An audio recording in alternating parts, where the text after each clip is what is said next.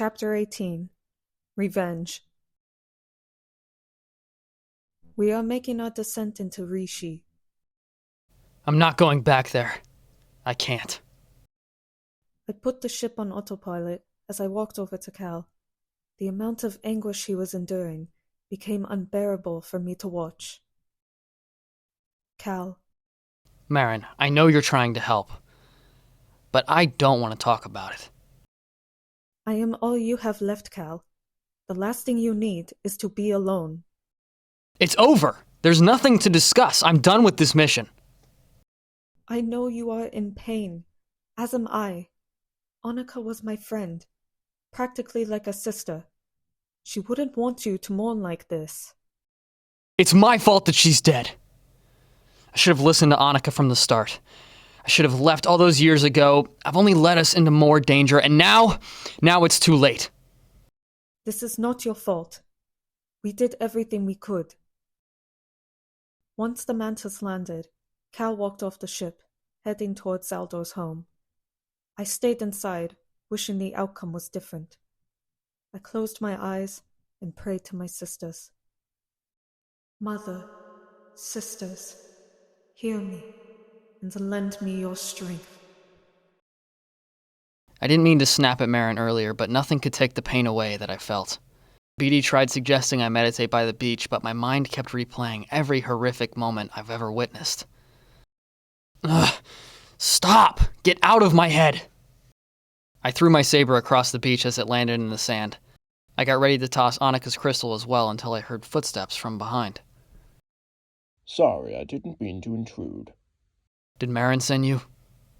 No, I came on my own terms. I lost them both. I wasn't fast enough to stop Aiden from harming her or the baby.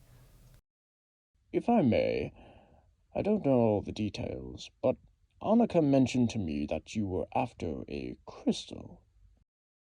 It doesn't matter now. I'm sorry I failed to protect Anika.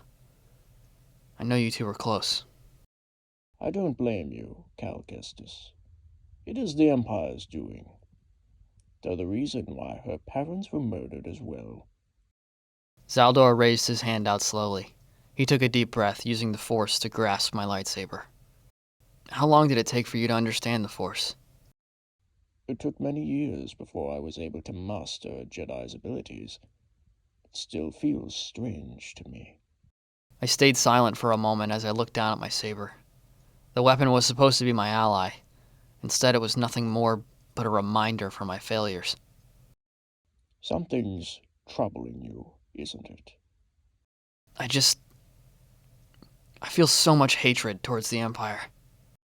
We all do. But we must be smart about approaching them.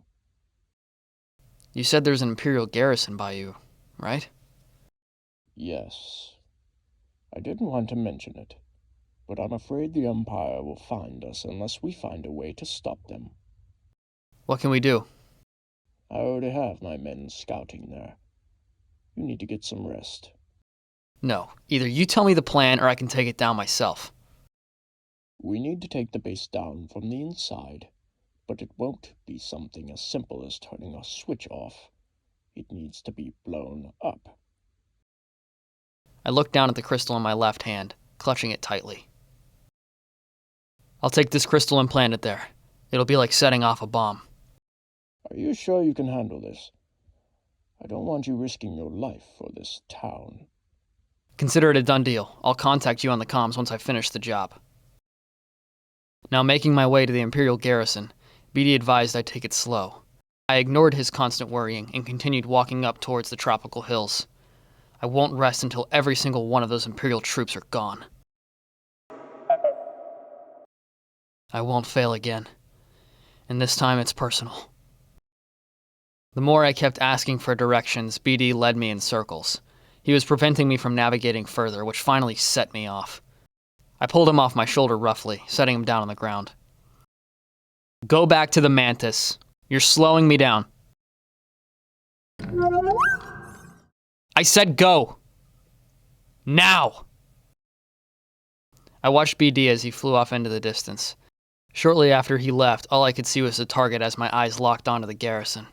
A raging flame that started with Anika only grew the minute I landed back here. I want revenge on the Empire. I decided to take a walk around the town after failing to communicate with my sisters. Everyone seemed happy, but something felt off to me. Maybe it was the fact that a rainstorm was about to hit, or maybe it was due to everyone acting normal. I asked a few questions from the locals to get a sense of their life here. Most of the people wanted to start a new life outside of the Empire. Other survivors. When I questioned how Zaldo came to find this place, no one really knew. He promised them a sanctuary, which was given. He has provided a lot of protection from the Empire.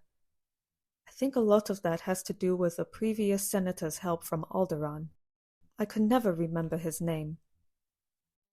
My mind did begin to wander as I walked back towards the Mantis. Although I had a more comfortable bed to sleep, I still considered this my home. I walked towards the holotable, going through old videos BD had captured. So many of these memories began to feel like a dream. Thunder roared from the outside, and the rain began to hit the Mantis. My pondering thoughts were suddenly interrupted. At first, I thought it was coming from the videos, only to realize BD was standing in front of me. BD? What are you doing here? Wait, where is Cal? This isn't good. We need to get help. I quickly ran out of the Mantis and searched for Zaldor.